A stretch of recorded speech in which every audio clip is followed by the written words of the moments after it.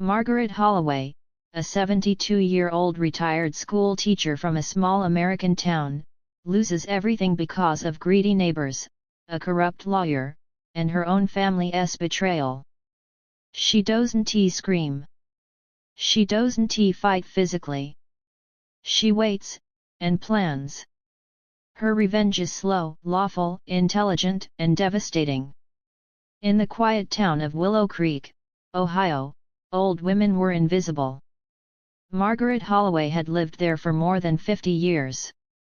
Her small white house stood at the edge of the town, wrapped in memories: her late husband's laughter, her son's childhood footsteps, and decades of silence after loss. At 72, Margaret walked slowly, spoke softly, and trusted people far more than she should have. That was her mistake. The letter arrived on a cold October morning. She read it twice. Then a third time. Her hands began to shake. According to the document, the house she owned, paid for, inherited legally, was no longer hers. It had been transferred. Signed. Approved. Legal. Margaret sat down heavily on her wooden chair. "I never signed this," she whispered to the empty room. But the law said otherwise. The first person Margaret went to was Daniel Brooks, her neighbor of 20 years. "You must be forgotten, Maggie," he said gently, offering her tea. "These papers don't lie." She trusted him. She always had. What she didn't know was that Daniel had been the first man to suggest selling her property to a real estate company. The lawyer, a man named Robert Kane. Young. Confident. Smiling. "Sometimes memory fades with age," he said kindly. That sentence cut deeper than any knife. Margaret realized something that day: they weren't just stealing her house. They were stealing her mind, her identity, her dignity. Her son didn't answer her calls. Her bank account was frozen. The town whispered. She's confused. Poor old woman. Dementia, maybe. That night, Margaret sat in the dark. She cried for exactly 10 minutes. Then she wiped her face. And something inside her changed. "They think I am weak," she thought. "They think I am finished." Margaret opened an old drawer. Inside were documents, diaries, and letters she had kept for decades. She smiled. Very softly. "You taught children for 40 years, she whispered to herself. "You can teach grown men a lesson too." That was the night the old woman stopped being a victim. And the revenge began. Margaret Holloway had been a schoolteacher for 40 years. History. Civics. Ethics. She knew one truth better than most people: people reveal everything when they believe you are powerless. So she became exactly what they expected. Confused. Quiet. Grateful. She stopped arguing. Stopped questioning. When Daniel Brooks visited her again, she smiled politely. "I suppose you're right," she said softly. "At my age, things slip." Daniel relaxed instantly. That was mistake number one. What Daniel didn't notice was the small recorder hidden inside Margaret's knitting basket. Her late husband had bought it years ago to record bird sounds. Now it recorded lies. Margaret visited lawyer Robert Kane again. This time, she wore a pale sweater and carried herself like a fragile woman. "I just want to understand," she said gently. Kane leaned back, confident. "You signed the documents, Mrs. Holloway. It's all very clear." "Did I?" she asked, tilting her head. "Yes. Right here." Margaret leaned closer.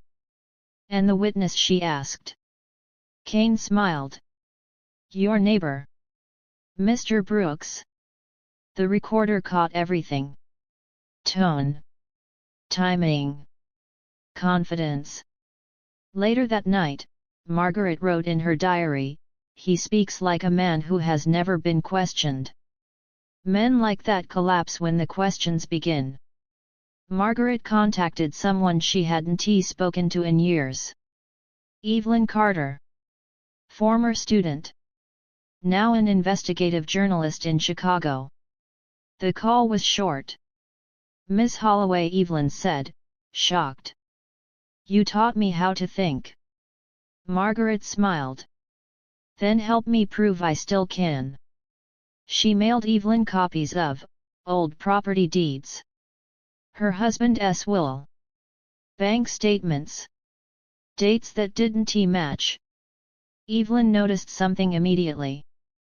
These signatures, they're traced. Margaret closed her eyes. So she hadn't imagined it. The real estate company arrived with notices. Margaret refused to move. They threatened court. She agreed.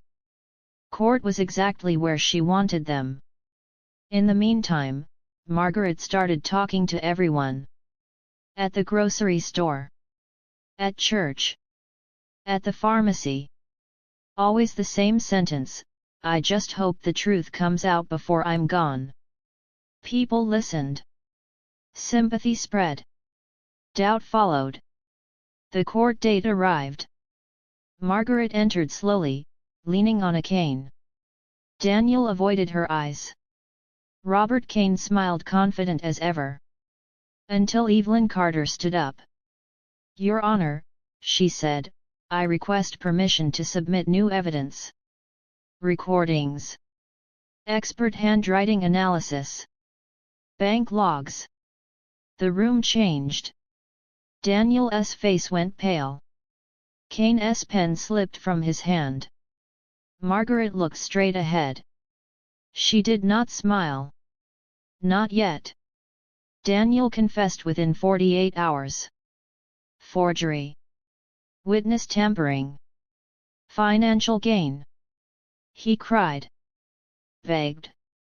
Said it wasn't supposed to go this far. Margaret visited him only once. "You thought I was weak," she said calmly.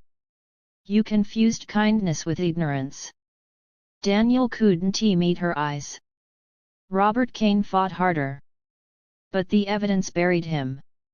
Disbarment. Charges. Public disgrace. The newspaper headline read, "Elder Abuse Case Exposes Corrupt Legal Network." Margaret kept the paper folded neatly on her table. Justice felt quiet. Heavy.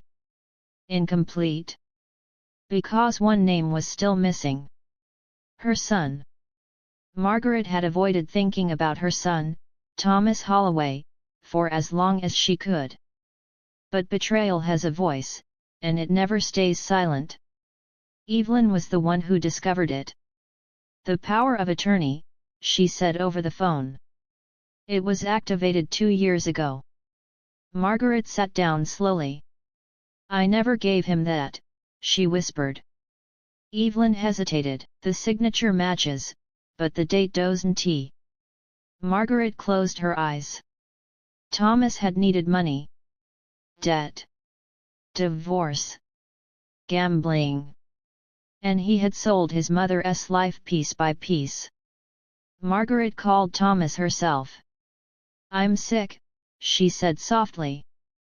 "They say I don't have much time." Silence. Then, "I'll come tomorrow." When Thomas arrived, he looked relieved, almost victorious. Margaret watched him carefully. Not as a mother. As a witness. Margaret cooked his favorite meal. Listened. Let him talk. Men always talked too much when they believed they were forgiven. "I did what I had to," Thomas finally said. "You wouldn't understand." The recorder lay hidden beneath the tablecloth. "I just borrowed it," he added. Borrowed. Margaret nodded. And said nothing. The evidence destroyed Thomas legally. But Margaret made one final choice. She did not send him to prison. She sent him to public shame. The article named him. Friends vanished. Work disappeared. Family turned away. Some punishments lasted longer than bars. Margaret won the case. Her house returned to her name. But she sold it anyway. Not out of loss. Out of freedom. She moved to a quiet coastal town. Smaller house. Bigger sky. Years later, Evelyn visited her. "Do you regret it?" she asked.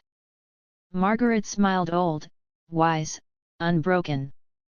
"No," she said. "I taught them what they forgot." "What's that?"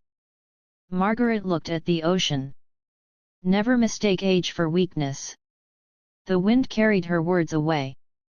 But the world remembered.